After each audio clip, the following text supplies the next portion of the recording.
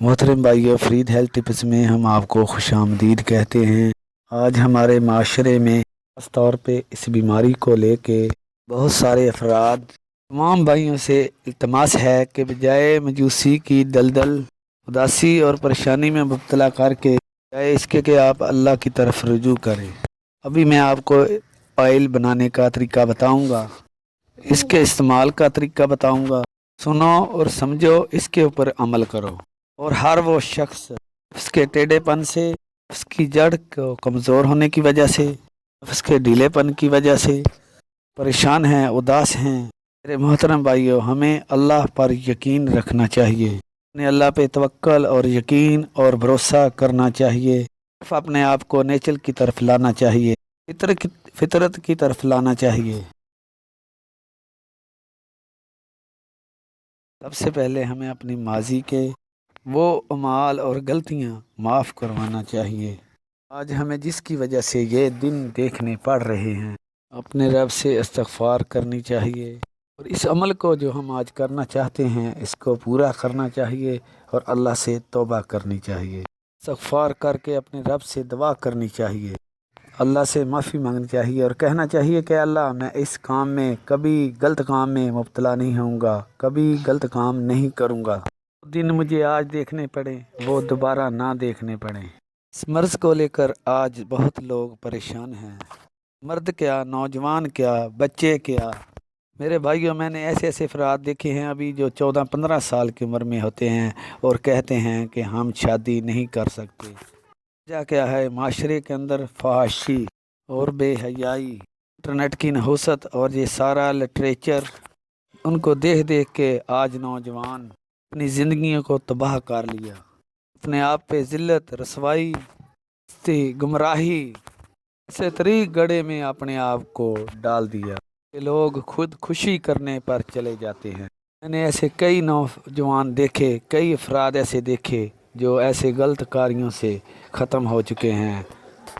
मैंने सुना कि लोग कहते हैं कि हम बीवी के काबिल नहीं, हम शादी करना चाहते हैं। हमारे माँ बाप कहते हैं कि हमारी शादी हो, लेकिन हम इस काबिल नहीं। हम उनको क्या जवाब दें? किस मुंह से हम शादी करें? कहते हैं कि खुद खुशी करना चाहते हैं, अगर इस्लाम में जायज़ होती। मेरे भाइयों, उन सारी चीज़ों को हमने अपने आप पास इधर इधर गिर्द देखना है। ये उन लोगों के लिए बिजनेस बन चुका है और लोगों के पैसे के साथ, लोगों के साथ खिलवाड़ कर रहे हैं और सही रास्ता नहीं बताते। अल्लाह ने ऐसा कोई मर्ज़ नहीं उतारा, कोई ऐसी कायनात में तख्लीक मौजूद नहीं आई वाए दो के एक मौत और एक बुढ़ापा। इन दो चीज़ों का इलाज नहीं, बाकी हर चीज़ का इलाज इस दुनिया में अल्लाह पाक ने दिया है।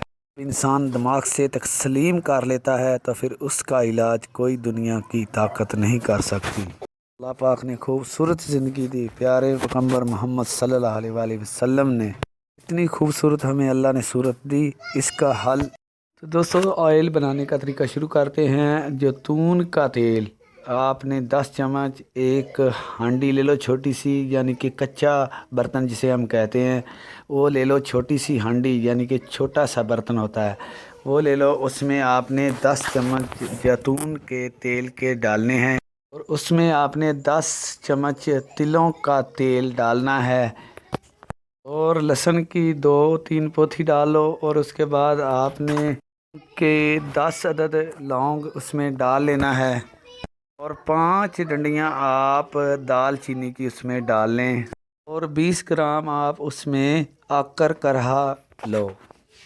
इन सारी चीज़ों को छोटा छोटा काट लो, काट कर आप उस हांडी में डाल लो। बहुत ही हल्की आंच पे आपने उस हांडी को रख देना है। अब आप इन सब चीज़ों को उस वक़्त तक पकाते रहेंगे जब तक हल्की आंच पे, बिल्कुल हल्की आंच पे, जब तक के बिल्कुल काली स्याह ना हो जाए। जब ये ऐसे हो जाए तो इसको छान लो। छानने के बाद इससे ऑयल निकाल लो और कोशिश करो कम से कम ऑयल निकले। उतनी ही इसको बनाना है जितनी आपने इस्तेमाल करनी है, और जितनी चीज़ ताज़ा होगी उतनी ही उसमें उससे बढ़कर और ज़्यादा ताकत होगी। जितना ऑयल ज़्यादा देर तक बना रहता है, जब ज़्यादा दिन हो जाते हैं, उतनी ही उनकी ताकत भी भाई कम हो जाती है। تو اس کو یوز کرنے کا طریقہ بتاتا ہوں. اس کو آپ نے مساج نہیں کرنا ہے اس آئل کا. آپ نے انگلی کے ساتھ اس کو چاروں طرف لگا دینا ہے. اسے ملنا نہیں ہے، مسلنا نہیں اور رگڑنا نہیں. بہت ہی آرام سے آپ نے اس کے اوپر اس کو لیپ، تیل کا، آئل کا لیپ کر دینا ہے.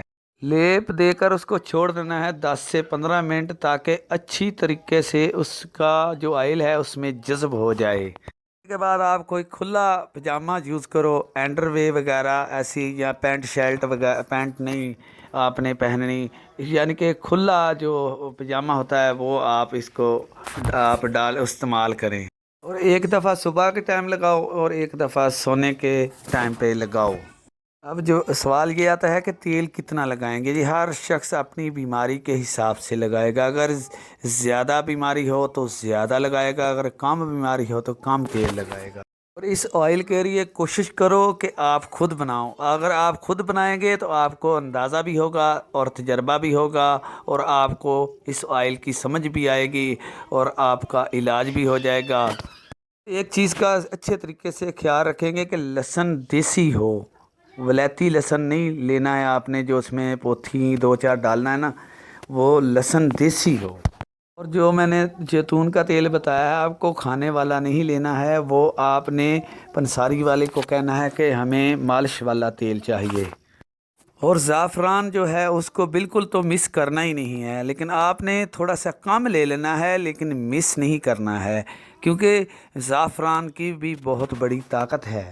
کسی بھی چیز کو اپنی مرضی سے نہیں چھوڑنا ہے. اگر اس نسخہ میں ایک بھی چیز کم ہوئی تو اس کا رد و عمل خود آپ ہوں گے، ہم نہیں ہوں گے.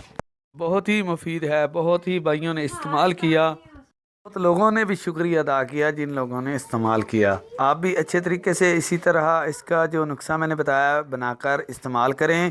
انشاءاللہ تعالی اللہ پاک آپ کو شفا ضرور دے گا. یقین دل میں ہوتا ہے اور دماغ میں جو ہے کہ ذہن ہونا چاہیے کہ یہ کام ہم نے کرنا ہے. انشاءاللہ آپ کی ہر بیماری اس طرح کی دور ہو جائے گی. اسی کے ساتھ میں آپ سے اجازت چاہتا ہوں. میں ہوں ڈاکٹر غلام فرید. اگر ویڈیو اچھی لگی ہو تو چینل کو سبسکرائب کر دیں اور ویڈیو کو شیئر کر دیں تاکہ کسی اور بہن بھائی کے بھی کام آ سکے. اسی کے ساتھ اجازت. اللہ حافظ. السلام علیکم ورحمۃ اللہ وبرکاتہ.